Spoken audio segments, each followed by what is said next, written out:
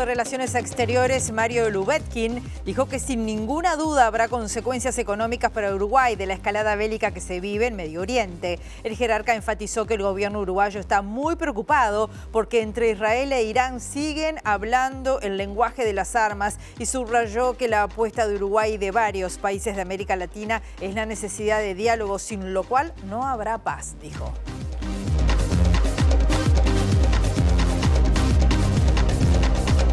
¿Qué tal? ¿Cómo están? Bienvenidas, bienvenidos a MB Noticias. Comenzamos con la información con 6 grados tan solo a esta hora, un mediodía inhóspito, feo. Va a seguir nuboso, cubierto con chaparrones, ventoso, bajas sensaciones térmicas. El viento soplando del suroeste entre 30 y 50 kilómetros por hora con rachas de 80 kilómetros por hora y superiores, dice Inumet, que anuncia una máxima de 9 grados. Y recuerda que estamos con una advertencia meteorológica naranja y amarilla con vientos muy fuertes y persistentes. Esto comenzó hoy a las 9:30, se va a estar actualizando sobre las 15. Habla Inumet del aumento de gradiente de presión que está generando un incremento en los vientos sostenidos y se prevé intensidades de entre 60 y 70 kilómetros por hora con rachas, como decíamos, entre 80 y 120 kilómetros por hora del sector oeste y suroeste. Van a seguir monitoreando la situación y se va a informar obviamente ante eventuales cambios. Y vamos a ver las cámaras del Centro de Gestión de Movilidad de la Intendencia de Montevideo en San Sebastián entre San Remo y La Rambla, Tomás Berreta y carga y descarga. En Solano Antuña entre Luis de la Torre y Ellauri hasta las 17 horas también hay un corte allí. O en Luis Piera entre Jackson y Blanes hay carga y descarga hasta las 17 horas.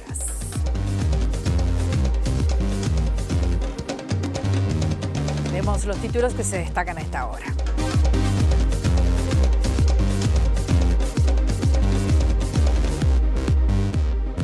Ante la ocurrencia de 2 nuevas muertes de personas en situación de calle verificadas en las últimas horas en Salto y Artigas, el gobierno realizará anuncios importantes que involucran al Ministerio de Desarrollo Social y al Sistema Nacional de Emergencias. El diputado Marcos Presa del Frente Amplio impulsó una iniciativa denominada Despacho Móvil que consiste en trasladarse a distintos puntos de la capital para que los vecinos se acerquen a hacerles sus planteos. El presidente Yamandu Orsi recibirá esta tarde a la hora 16 a las nuevas autoridades del PIT-CNT encabezadas por su presidente Marcelo Abdala. La Central Obrera planteará las reivindicaciones surgidas del último Congreso Ordinario. El presidente de OCE, Pablo Ferreri, participó en Maldonado en la reinstalación de la unidad de gestión descentralizada del ente en ese departamento y anunció inversiones en obras por más de 20 millones de dólares. La Comisión Económica para América Latina y el Caribe, CEPAL, advierte que para el año 2050 las tareas de cuidados de personas mayores superarán a las que necesitan los niños y niñas durante la primera infancia y 1 de cada 4 adultos tendrá más de 60 años. Una base estadounidense en el noreste de Siria habría sido atacada, según informan agencias iraníes, en respuesta a los bombardeos de Washington a centros del programa nuclear de Teherán este fin de semana.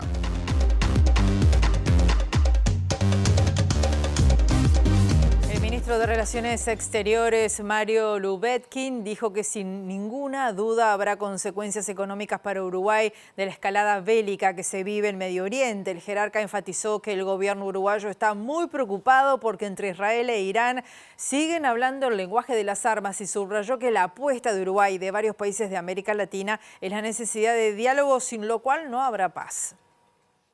Las señales son todas negativas. Ir por la guerra es ir solamente sobre un escenario de esta inestabilidad en la cual nadie se salva de esta historia. Nosotros podemos estar lejos, pero no estamos tan lejos tampoco en este mundo global. Estamos muy preocupados porque aparte el único lenguaje que se mueve es el lenguaje de las armas. Y lo sabemos perfectamente que por el lenguaje de las armas no se va a lograr la paz. Si no hay diálogo, no va a haber paz. Y que por lo tanto, si los únicos que hablan son las armas y las armas más poderosas, sabemos que por ahí no se va a lograr. ¿Quién puede pensar realmente que con el conflicto y la guerra entre Irán o entre Israel e Irán se va a llegar a la paz y que va a haber un vencedor? ¿Quién se anima a decir eso? Nosotros nos animamos a decir una cosa así. ¿Cuál es la principal preocupación para Uruguay de cómo puede afectar esta situación en nuestro país?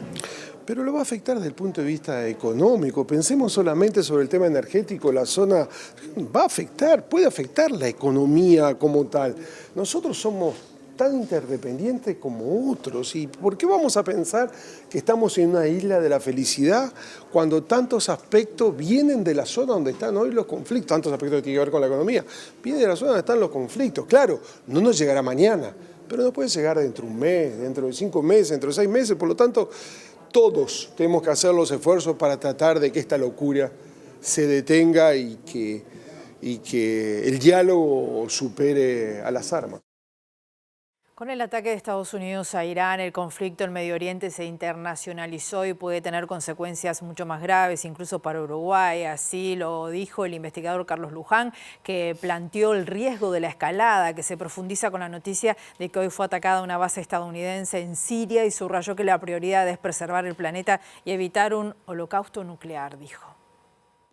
Con el ataque de Israel a Irán se regionalizó el conflicto y ahora con el ataque de Estados Unidos a Irán se internacionaliza.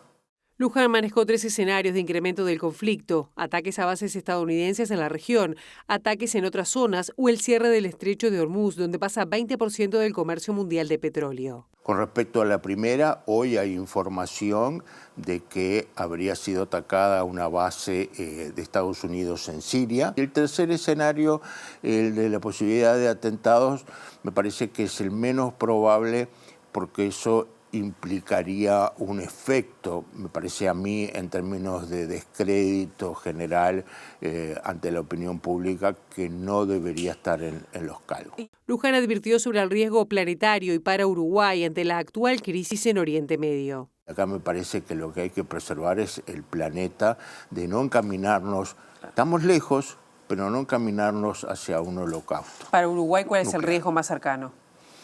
Bueno, el riesgo más cercano es el segundo de los escenarios, que haya atentados y ataques a la presencia norteamericana.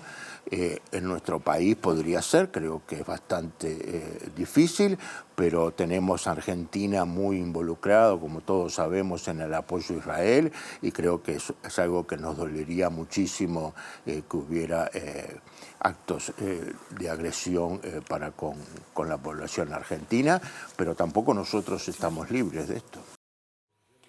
El senador Gustavo González del Frente Amplio presentará hoy en la reunión de la bancada oficialista la necesidad de pronunciarse desde el Parlamento sobre el ataque de Estados Unidos a Irán. El legislador planteó matices con la declaración del Ministerio de Relaciones Exteriores, que no identificó a la potencia norteamericana como agresor. Y no quiero jugar al canciller en este caso, ¿no? Porque puede ser que sea parte del tema diplomático.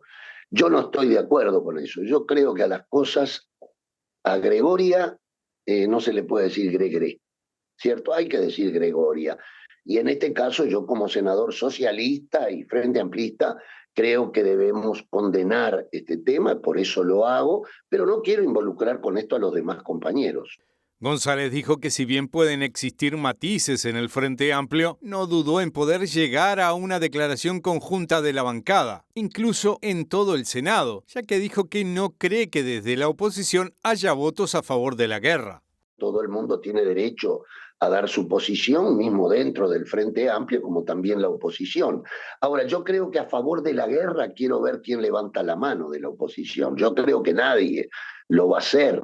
Yo creo que es muy grave lo que está pasando, no desde ahora, esto es la gota que derrama el vaso, digamos, ¿no? Aquí hay una agresión del imperialismo norteamericano, obviamente, esta es una guerra del capital, hay que tener claro eso. Aquí lo que está detrás es el problema del petróleo de Irán, esta es la realidad de fondo. Irán que fue atacado, ¿no es cierto? Y parecería cuando uno escucha a Trump o a Netanyahu que los agredidos son ellos. Javier Díaz, vicepresidente del PIT-CNT, expresó que la central sindical ve esta escalada de violencia con preocupación. Adelantó que están manejando la posibilidad de manifestarse por la paz en los próximos días. El dirigente sindical lamentó que en este momento hay más de 50 situaciones bélicas en curso en el mundo y resaltó que para el movimiento obrero la solución a los conflictos debe darse de manera pacífica.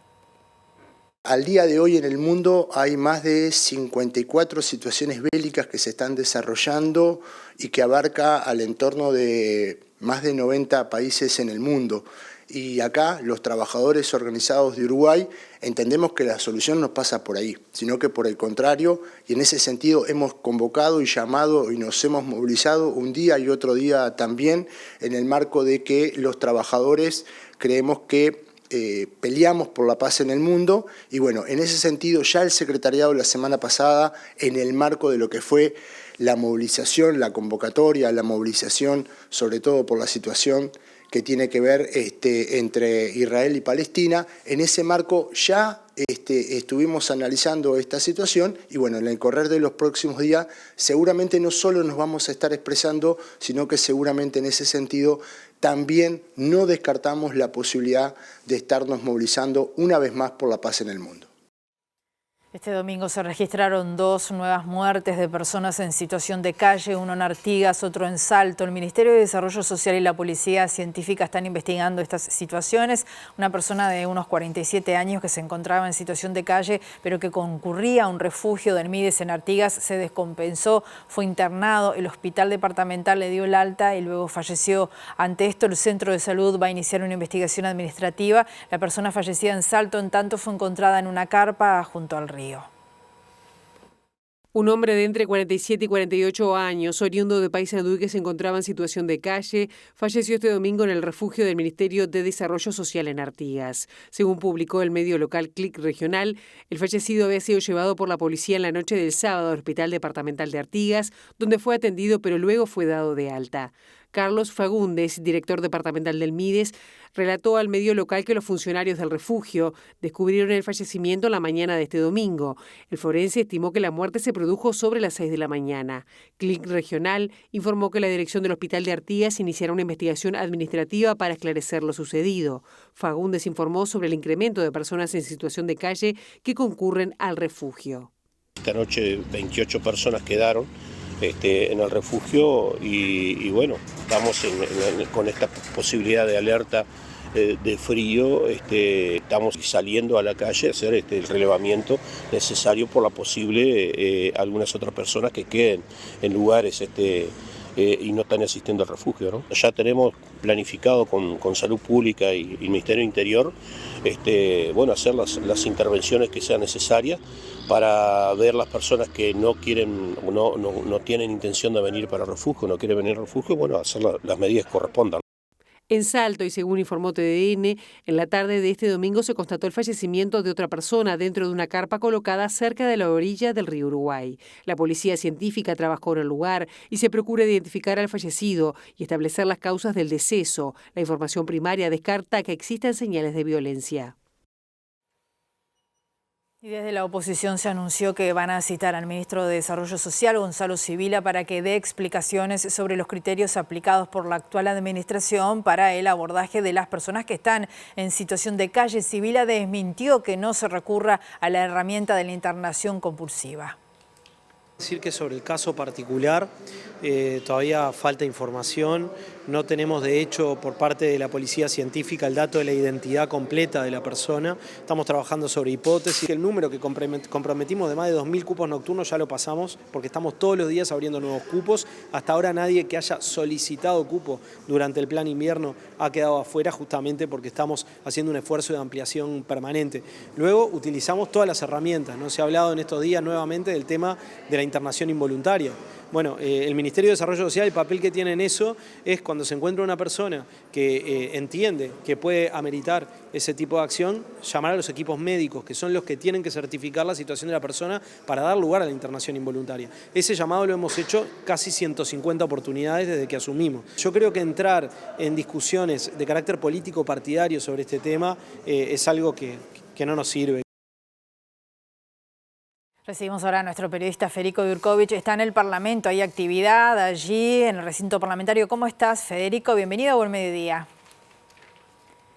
Rosina, un gusto saludarte. Exactamente, hay actividad en el Parlamento como siempre, pero vamos a hablar de quizás lo que pasa en los pasillos en esta semana previa a una jornada muy importante que se vivirá el sábado 28 de junio, coincidiendo con el día después de los 52 años del golpe de Estado, aquel que proscribió partidos políticos. Por eso hablar de una elección de un presidente de un partido es importante, habla de la democracia, y nos referimos al Partido Nacional, que tendrá su convención nacional el próximo sábado en la sede de Cambados. 4 candidaturas por el momento están en marcha: Álvaro Delgado, Javier García y Luis Alberto Heber, senadores, y también Carlos Enciso, intendente de Florida. Estamos con Sergio Botana, de Alianza País, uno de los convencionales nacionales que estará ese sábado. ¿Cómo se espera, cómo se vive la jornada?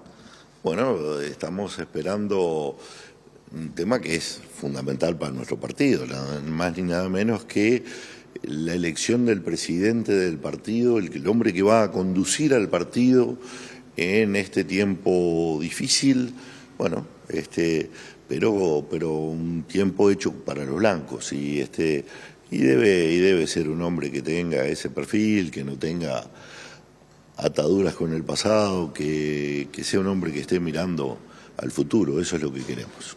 Eso parece hablar de Javier García.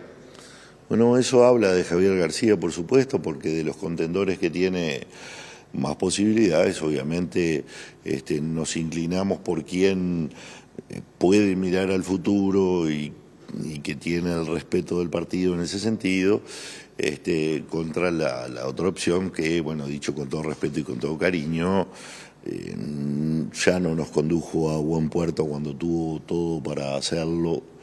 Bueno, no nos da la misma confianza. Sí, se conocieron en las últimas horas, aparte, senador, parte de la autocrítica que hizo el Partido Nacional, con un tinte cargado en el comando, pero también en el candidato y su compañía de fórmula. Bueno, sí, si fuera cierta alguna de esas cosas, de que se manejó esa información y no se le dio importancia, o se nos informó otras cosas, de verdad que sería muy feo eso. Bien, se está hablando por estas horas la posibilidad de ir a voto por sublema, lo cual podría determinar que el electo presidente del Partido Nacional no sea el más votado por su lista, digamos. Bueno, eso está en la Carta Orgánica, no está en el honor de los hombres, ¿no? En este partido la lista más votada es el presidente, que encabeza la lista más votada es el presidente del directorio. Esta convención tiene que ser una convención, es una convención de blancos, tiene que ser con libertad a la hora de opinar, no puede haber mordazas, libertad a la hora de votar. El voto tiene que ser secreto como corresponde para asegurar y dar garantía absoluta a la libertad del convencional, al que hay que respetar hasta en lo mínimo, hasta en la esencia total. Tiene que poder opinar y tiene que votar libremente. Y bueno, y el honor entre los candidatos es lo primero. Si no, lo otro sería empezar un camino de una división partidaria que no nos queremos imaginar. ¿El voto por sublema favorecería a Delgado, según los cálculos que se están haciendo? No, pero no importa a quién favorezca, no corresponde. Yo lo vi a Larrañaga, y ya no para presidente de la convención, para candidato del partido, lo vi decir el que gana, gana, y por más que tenía toda la posibilidad de armar un sublema potente, dijo el que gana, gana, y así se vota en este partido, no hay otra manera. Bien, lo del voto secreto usted lo mencionaba, es una iniciativa que están impulsando, pero no estaría en la Carta Orgánica. ¿Cómo piensan plantearlo? Bueno, pero eso está en la vida de nuestro partido. Nuestro partido es así, la convención lo puede decidir y lo debe decidir, porque no podemos darnos el lujo ni de sentir que un compañero ha sido presionado para votar algo diferente de lo que siente o de lo que es su pensamiento para el mejor destino de nuestro partido.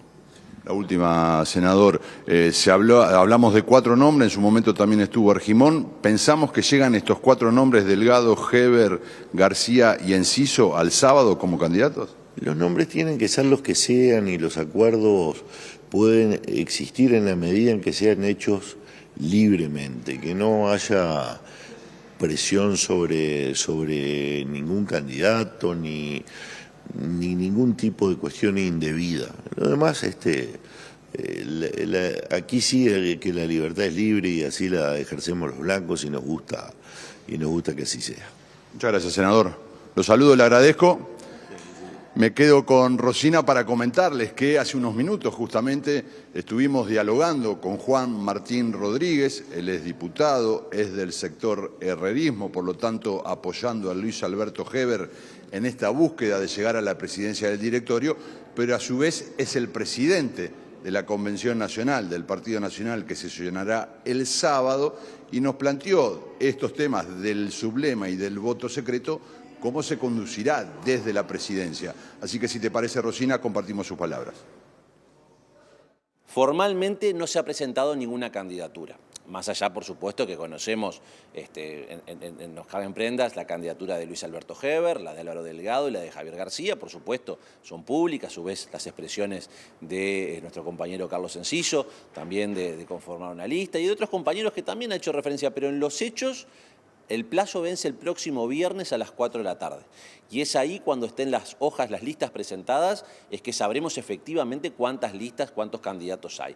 Cuando eso suceda, veremos si esas listas tienen un sublema, si no lo tienen. La Carta Orgánica, como tú bien lo dices, en su artículo creo que es el 21 y 22, establece, el 21 establece la posibilidad de acumular por sublema, pero más allá, por supuesto, de lo que establece la Carta Orgánica, veremos en estos próximos días cómo se desenvuelven los hechos para efectivamente, sobre la base material de la realidad, poder actuar en consecuencia. Nosotros vamos a aplicar la Carta Orgánica en toda su dimensión. También está la posibilidad planteada por figura del Partido Nacional de impulsar un voto secreto. Eso no está planteado en la Carta Orgánica. Entonces, ¿qué pasaría si se llegara a presentar esa intención? La Carta Orgánica de nuestro partido, en su artículo 22, es bien clara.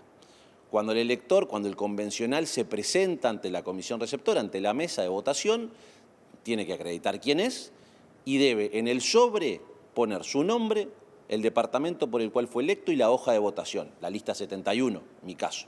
Y la hoja, la lista en sí misma, luego firmarla, introducirla en el sobre y el sobre a la urna. Y eso lo establece la Carta Orgánica.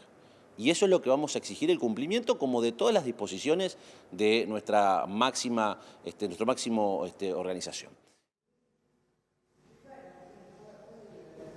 Bien, dos datos a agregar a lo que nos decía Juan Martín hace unos minutos, el diputado Juan Martín Rodríguez. El padrón cierra el jueves, a eso de las 2, 3 de la tarde. Y las listas, la presentación el viernes, por ahí, por eso se menciona que será el momento donde se sepan finalmente cuántas candidaturas serán. Rosina, cerramos aquí, adelantando ya que vamos a estar el sábado cubriendo todo lo que pase en la convención y ya adelantándome mucho, el domingo tenemos toda la cobertura, pero ahora seguimos contigo, obviamente. Muchas gracias, Federico. Luego de la polémica desatada en la oposición por la aprobación de la rendición de cuentas con los votos de Cabildo Abierto en la Cámara de Diputados, los liderados por Guido Manini Ríos podrían ser clave también para validar el presupuesto quinquenal, incluyendo la posibilidad de crear un Ministerio de Justicia. En este sentido, el diputado Álvaro Perrone posteó este fin de semana un mensaje al Partido Nacional por su negativa de apoyar un Ministerio de Justicia, recordando que la iniciativa era parte del programa de gobierno que impulsaba Álvaro Delgado. Dejen de hablar de Perrone y reclamen donde tienen que reclamar, posteó el diputado cabildante Álvaro Perrone el fin de semana en X, incluyendo parte del programa de gobierno 2025-2030 propuesto por el Partido Nacional en 2024. La parte elegida por Perrone figura en la página 153 y habla de la creación del Ministerio de Justicia para concentrar la relación entre la Fiscalía General de la Nación y el Poder Ejecutivo, y que con el paso del tiempo abarcaría al Instituto Nacional de Rehabilitación, hoy dependiente del Ministerio del Interior. Además, según comprobó MBD Noticias, la frase Ministerio de Justicia aparece 12 veces en el programa blanco, especialmente en el capítulo 7, donde se propone un Estado para el siglo XXI, siendo el primer paso para lograrlo la creación del Ministerio de Justicia y Derechos Humanos. La polémica lanzada por Perrone se produce después de que referentes blancos y colorados criticaran al presidente Yamandu Orsi por su intención de crear un Ministerio de Justicia y de los cuestionamientos contra Cabildo Abierto desde los mismos partidos por haber dado sus votos para aprobar la rendición de cuentas. Más allá del Ministerio de Justicia que Orsi no descartó incluir en la ley de presupuesto, este fin de semana Perrone también habló con el diario El País dando a entender que acompañarán esta ley fundamental. Dijo que esperan un presupuesto responsable que contendrá apuestas atendibles a las demandas cabildantes. Nosotros estamos para atender situaciones sensibles, como lo hicimos en la rendición de cuentas. No apoyaremos carnaval y despilfarro, pero estamos confiados en que O'Donnell no va a proponer eso. El diputado Marcos Presa del Frente Amplio impulsa una iniciativa denominada Despacho Móvil que consiste en trasladarse a distintos puntos de la capital para que los vecinos, las vecinas se acerquen a hacerle sus planteos. El sábado el legislador habló con vecinos de la cooperativa Molinos de Rafo en el municipio G. Sí, nosotros definimos esta línea de trabajo para tener una cercanía mayor con la ciudadanía. Salir, no solo estar en el despacho y recibir gente en el despacho, sino que también salir a los barrios, escuchar la necesidad y las demandas de la gente y también colaborar con la organización barrial. Una de las cosas es esto que vos planteás, que los planteos de la gente nos sirvan a nosotros para elaborar proyectos legislativos. Obviamente, al uno escuchar a la gente puede diseñar mejor un proyecto legislativo. Después también nosotros vamos a dialogar con el Ejecutivo para ver de lo que nosotros nos demanda la gente, que podemos con el Ejecutivo acordar de que se pueda llevar adelante. Una de las líneas que sí ya estamos llevando adelante es un diálogo fluido con el Ministerio del Interior, que le estamos trasladando las demandas más que nada de seguridad de la gente. Ahí estamos trabajando muy bien. Nosotros nos vamos, elaboramos los informes, los pasamos y el Ministerio ya acciona enseguida. Pero después hay otras cosas que son un poco de más largo plazo y de mediano plazo, como el tema de la vivienda, de salud, de infraestructura para educación. El diputado también compartió cuáles son los reclamos que más se repiten durante estas consultas con la población. Las principales son temas de educación, de falta de infraestructura en educación en los barrios, temas de salud y de trabajo. Y han venido surgiendo también estos planteos de regularización de vivienda. Ahora nos convoca Juan Pablo Rodríguez, nuestro periodista, que tiene información del ámbito laboral importante. ¿Cómo estás, Juan Pablo? Bienvenido. Rosina, buen mediodía para ti, desde luego para nuestros televidentes, así es, nos encontramos apostados en el municipio F, donde viven poco más de 160.000 montevideanos, precisamente en el barrio de Maronias, frente a la fábrica metalúrgica Schellenberg. Esta fábrica, Rosina, que el pasado viernes expulsó a 20 trabajadores y se está concursando un llamado a acreedores. La empresa ya les informó a los trabajadores que no cobrarán el medio aguinaldo correspondiente y la situación se agrava. Por eso vamos a hablar con Danilo Dárdano, representante de la Unión de Trabajadores Metalúrgicos y Afines, para preguntarle, bueno, ¿qué sucederá con esta empresa y con las fuentes laborales de quienes vienen a desarrollar su trabajo día a día aquí? Dárdano, bienvenido. Bueno, compleja la situación de la empresa con los despidos del viernes. Bueno, ¿qué se espera? Los trabajadores están en asamblea permanente en este momento. Sí, estamos, buenos días para ustedes, para la audiencia, si se puede decir buenos días. Pero bueno, acá hay calor también humano y calor del laburante. Sí, estamos desde las 7 y algo de la mañana acá rodeando a las compañeras y los compañeros en asamblea permanente. La situación es muy compleja, como bien tú lo decías, 20 despidos se comunican el día viernes. También nos enteramos que la empresa está solicitando un concurso de acreedores, se vendría un interventor. O sea, esto está muy complicado para los 20 compañeros, pero también para el futuro.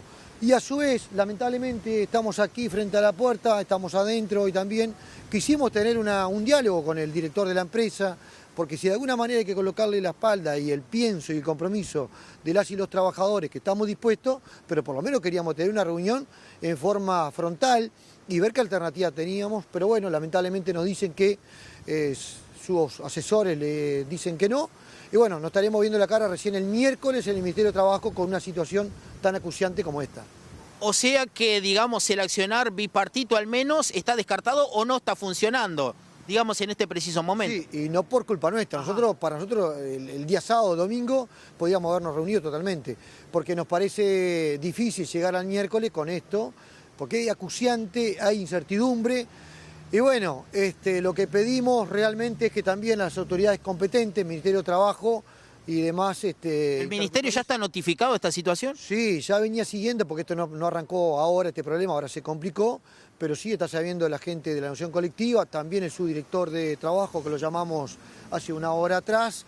Y bueno, vamos a seguir hablando con todo el mundo a ver cómo podemos buscar alternativas que pasen primero que nada, en defensa del laburo, queremos defender el trabajo, pero también que nuestros compañeros cobren, ¿no? Porque trabajar gratis está difícil. ¿Qué trabajos comprende la empresa Schellenberg? ¿Qué trabajos realiza? Y bueno, y consultarle si la situación económica difícil ya venía de largo trazo y había un diálogo, había una comunicación hacia los trabajadores. Bueno, el diálogo existía, ya había algunos problemas, especialmente después que terminó de montarse la planta UPM2, donde esta empresa y varias empresas metalúrgicas y pymes también especialmente estuvieron laburando. Bajó el trabajo, eso hay que reconocerlo porque eso fue así.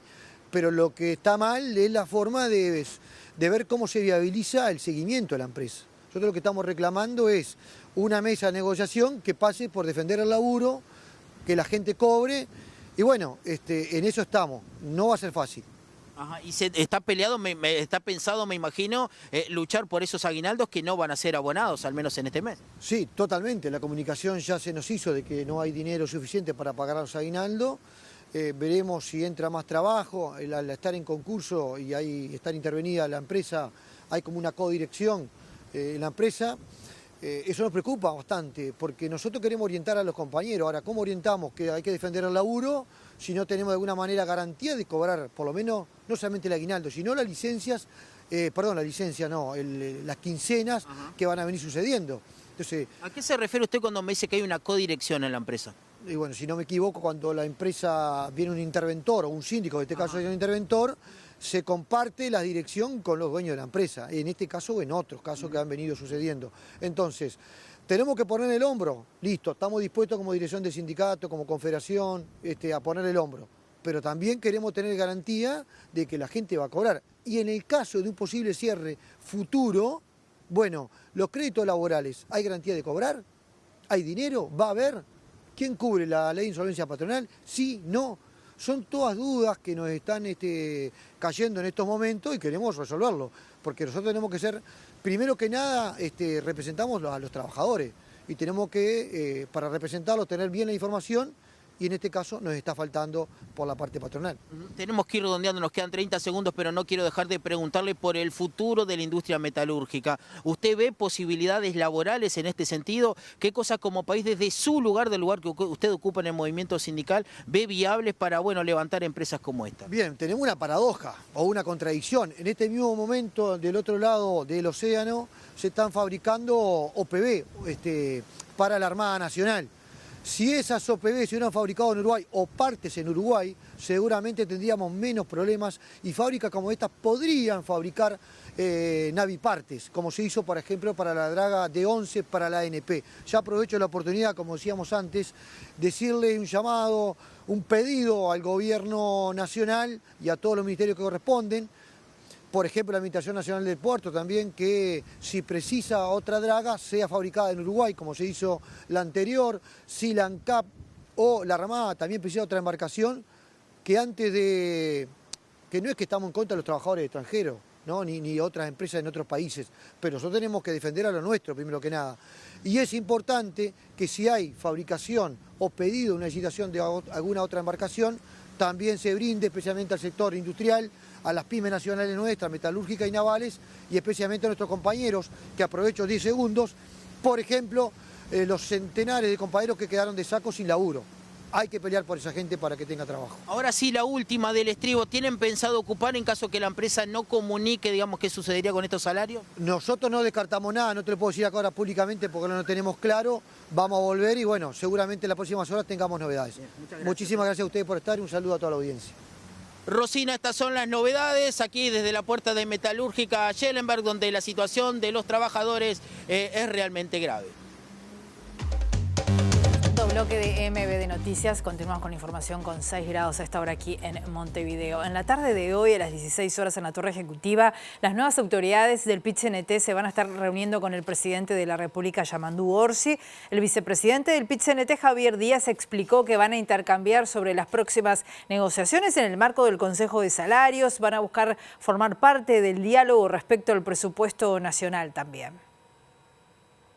Esta segunda reunión con el presidente y el Poder Ejecutivo ya no es una reunión solamente de presentación, sino de empezar a concretar agenda concreta de trabajo. Ya estamos a 2 semanas, por ejemplo, del comienzo de una nueva ronda de consejos de salario y en ese sentido aún no están fijadas las pautas, ni siquiera tampoco las condiciones en las que se van a abrir las mesas de negociaciones. Es necesario abordar de manera distinta lo que tiene que ver con la pobreza infantil y la adolescencia y en ese sentido hemos planteado la posibilidad de generar cambios en materia tributaria y incluso generar lo que tiene que ver con tributar al 1% más rico del Uruguay, que concentra lo mismo que el 50% más pobre. Hemos planteado con claridad que pretendemos avanzar en una discusión que tiene que ver con alcanzar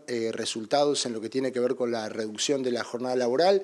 Esto es fijarla en un máximo de 40 horas sin pérdida salarial. Los tiempos están muy cercanos ante una nueva ley de presupuesto y por lo menos desde el movimiento obrero y sindical no nos queremos enterar un día antes por la televisión que llega un carrito lleno de carpetas, sino que en definitiva a nuestro entender tiene que abrirse una discusión en la previa que nos permita a los trabajadores organizados, a distintas organizaciones sociales y sindicales del Uruguay, poder colocar sus propuestas en ese sentido. Muchas expectativas en este nuevo escenario político en el Uruguay, pero repito, debemos empezar a aterrizar y a trabajar en concreto. El próximo 3 de julio la Secretaría de Derechos Humanos de Presidencia de la República va a presentar el Observatorio de Derechos Humanos a todas las áreas de esa temática de los diferentes organismos del Poder Ejecutivo. La directora Colette Spinetti dijo que trabajan de forma coordinada con las áreas de derechos humanos de las reparticiones gubernamentales para recabar las normas al respecto. En realidad es un sistema integrado de derechos humanos. Hay una parte donde se cargan todas las políticas públicas que tienen que ver con derechos humanos. Se hace el observatorio de que se cumplen esas políticas públicas desde el enfoque de derechos humanos. Nosotros no fiscalizamos a nadie porque a veces se malentiende esto, pero sí miramos que tengan enfoque de derechos humanos y que los derechos humanos y además de eso, dentro de este sistema integrado está el observatorio donde relevamos esto. En la Secretaría llegan muchísimas denuncias, por ejemplo, a la Comisión Honoraria contra el Racismo, la Xenofobia y todo tipo de discriminación, a la Comisión de Protección y Derecho a la Identidad de Origen. Nos llegan muchas denuncias. Bueno, todo eso se va a ir cargando en este observatorio que tiene diferentes variables, entonces todos los años nosotros vamos a ir viendo, bueno, a ver, esta política funcionó, no funcionó, qué le falta, qué no le falta, llegó a las personas, porque ese es el fin último, todo tiene que llegar a las personas, si no llega a las personas no hicimos el trabajo bien. Y en el observatorio nosotros vamos a tener como diferentes variables. Por ejemplo, decirte, son mucho más las personas afro a las que se les vulnera los derechos humanos que a las personas no afro. Son más mujeres que varones, son más del norte que del sur. Entonces vamos a tener como diferentes variables allí en la que vamos a poder tener como un mapeo mucho más claro de lo que está pasando en esto de la vulneración o no vulneración de los derechos humanos. El presidente de OCE, Pablo Ferreri, participó en Maldonado en la reinstalación de la unidad de gestión descentralizada del ente en ese departamento y anunció allí inversiones en obras por más de $20 millones. A través de estas obras se va a construir una planta de tratamiento de aguas residuales y se va a reforzar el abastecimiento de agua potable para San Carlos. Estamos anunciando que se estarán adjudicando rápidamente 2 obras para San Carlos. La más importante tiene que ver con una planta de tratamiento de los efluentes de las aguas servidas y, por otro lado, obras que tienen que ver con la red de agua. En su conjunto son obras que están en el entorno de los $22 millones. Es una cifra de dinero muy importante y que, reitero, van a poner en el centro un esfuerzo grande para mejorar la calidad de vida de la gente aquí en Maldonado. Seguramente luego, en el correr de los próximos meses, estaremos también anunciando más obras dentro del fideicomiso que se está trabajando y que se paga con una parte de la tarifa de OCE, fideicomiso que en principio será por $55 millones de obras.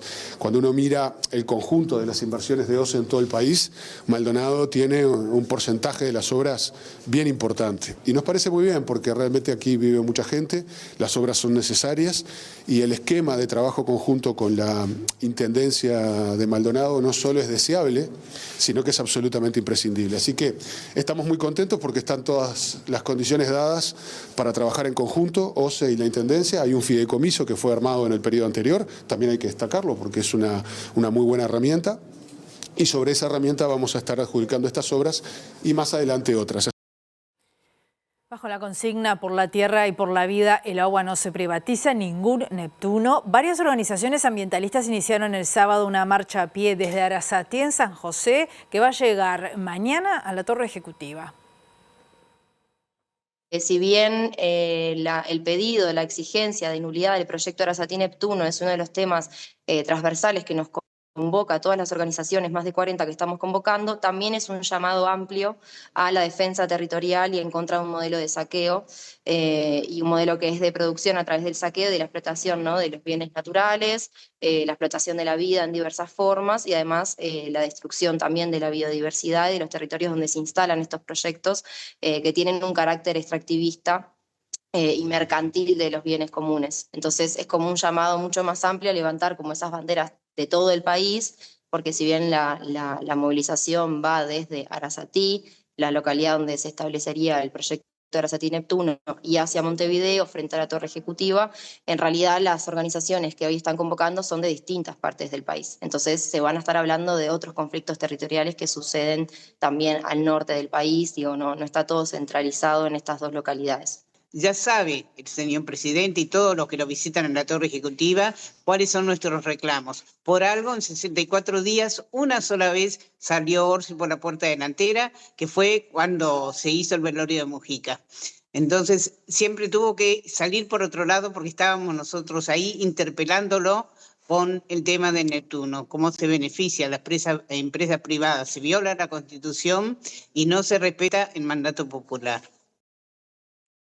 El director de Tecnologías de Información y Comunicación del Ministerio del Interior, Fabricio Faúndez, viajó a Buenos Aires con los gastos pagos por la empresa Ciemsa. Esto es para conocer el funcionamiento del sistema de alerta temprana instalado por el gobierno de Jorge Macri en más de 400 puntos de la ciudad. La misma tecnología está siendo construida en Uruguay por una empresa nacional, aunque desde el Ministerio del Interior se indicó a MBD Noticias que por el momento no se va a dar a conocer el nombre.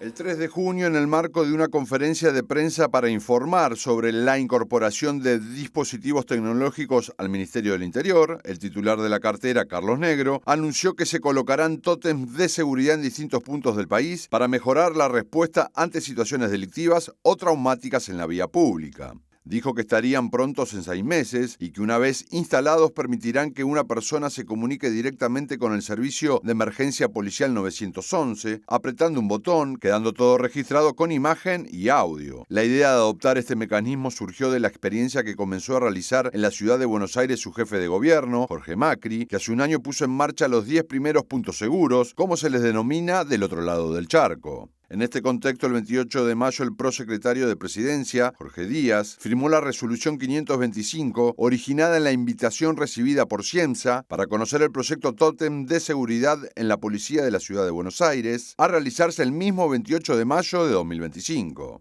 En el documento quedó establecido que en virtud de la implementación del sistema en Uruguay y teniendo en cuenta que no genera erogación alguna para el Estado, Díaz decidió enviar en misión oficial al comisario general licenciado analista de sistemas, Elvio Fabricio Faúndez Lemes. Ciemsa es una empresa uruguaya con fuerte presencia en Argentina, especializada en infraestructura y en los últimos tiempos incorporando áreas tecnológicas, como el desarrollo de electrónica y software para implementar el primer puesto automático de control de peaje en Argentina o la construcción del Data Center de Antel en Pando. Consultadas por este tema, fuentes del Ministerio del Interior indicaron a MD Noticias que por el momento no se dará a conocer qué empresa es la que los está fabricando en Uruguay y que entregaría las primeras unidades en octubre, tal como lo confirmó Faúndez el 13 de junio en entrevista con Radio Sarandí.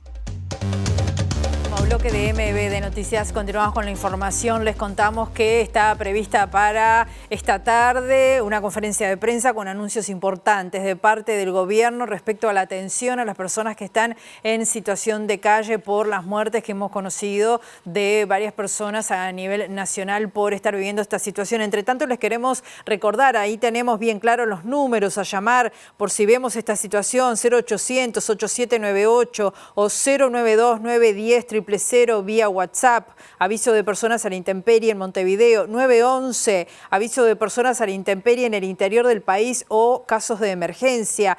105, la línea SAME, si la persona está necesitando atención médica. 0800 5050, la línea azul del INAO, muy importante. La atención a personas, reiteramos, en situación de calles, 0800 8798 o para dar aviso de personas a la intemperie también el 092 910 000. Son las líneas que hay que tener en cuenta por si vemos esta situación y poder dar respuesta a lo que esté viviendo esa persona.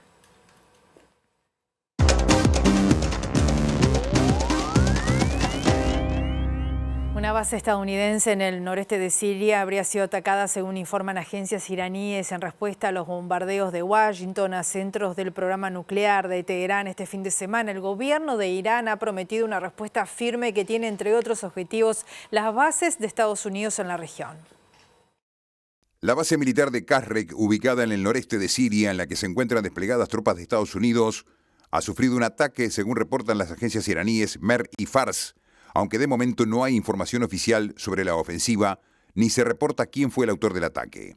La base se sitúa en la gobernación de Hasaka, cerca de la frontera con Irak, y ambas agencias difundieron la información al respecto citando a fuentes anónimas e informando que el ataque provocó un estado de alerta entre las fuerzas estadounidenses y la implementación de estrictas medidas de seguridad. El general Amir Hatami, comandante en jefe del ejército iraní, ha enviado un mensaje a Estados Unidos tras los ataques a varias instalaciones nucleares, afirmando que Washington recibirá una respuesta firme y que estas bases se han convertido en potencial objetivo de las represalias iraníes, cuyo gobierno ya advirtió que se reserva todas las opciones para responder. Estados Unidos cuenta con una importante fuerza militar en Medio Oriente, con tropas en más de una decena de países y navíos desplegados en las aguas de la región que albergan actualmente a unas 40.000 personas entre militares y civiles, además de sistemas de defensa aérea, aviones de combate y buques de guerra. La presencia estadounidense en la zona había sido reforzada por las tensiones entre Israel e Irán y para responder a los continuos ataques de los hutíes de Yemen a navíos comerciales y militares en el Mar Rojo, pero en los últimos días, en previsión de los ataques y ante una respuesta a gran escala por parte de Teherán, Estados Unidos había pedido la salida voluntaria del personal no imprescindible de las bases regionales. El Consejo de Seguridad de las Naciones Unidas se reunió ayer a pedido de Irán tras los ataques sufridos el sábado por parte de Estados Unidos. En esa reunión, China, Rusia e Irán condenaron el masivo ataque de Estados Unidos contra instalaciones nucleares iraníes, mientras Israel agradeció al presidente Donald Trump y otras naciones como Grecia, Panamá, Francia, llamaron a la distensión del conflicto. La población de la región no aguanta otro ciclo de destrucción. Pero ahora corremos el riesgo de caer en un berenjenal de represalias y más represalias, y para evitarlo hay que apostarle a la diplomacia, hay que proteger a los civiles y hay que garantizar una navegación marítima segura. Hemos de obrar de manera inmediata y decisiva para frenar los enfrentamientos y volver a unas negociaciones con seriedad, con constancia sobre el programa nuclear iraní. Necesitamos una solución fiable, amplia y verificable que restaure la confianza. Y esto incluye pleno acceso para los inspectores del OEA, siendo la autoridad técnica de Naciones Unidas en este ámbito. El Tratado de No Proliferación es piedra angular de la paz y la seguridad internacionales. Irán ha de acatarlo plenamente. Todos los Estados miembros han de obrar de conformidad con sus obligaciones a la luz de la Carta de Naciones Unidas y otras normas del derecho internacional, y esto incluye el derecho internacional humanitario. Las Naciones Unidas está dispuesta a apoyar cualquier esfuerzo para lograr una resolución pacífica. Pero no se puede imponer la paz, hay que escoger la paz. Señora Presidenta, Estamos frente a una decisión muy clara. Un camino nos conduce a más guerra, más sufrimiento humano y daños muy graves al ordenamiento internacional. El otro camino nos conduce a una distensión, diplomacia, diálogo. Sabemos cuál es el camino correcto. Insto a este Consejo y a todos los Estados miembros a que obren con sensatez, mesura y urgencia. No podemos perder. Nos vamos, volvemos a las 18:55 en nuestra edición central. Que pasen bien, hasta luego.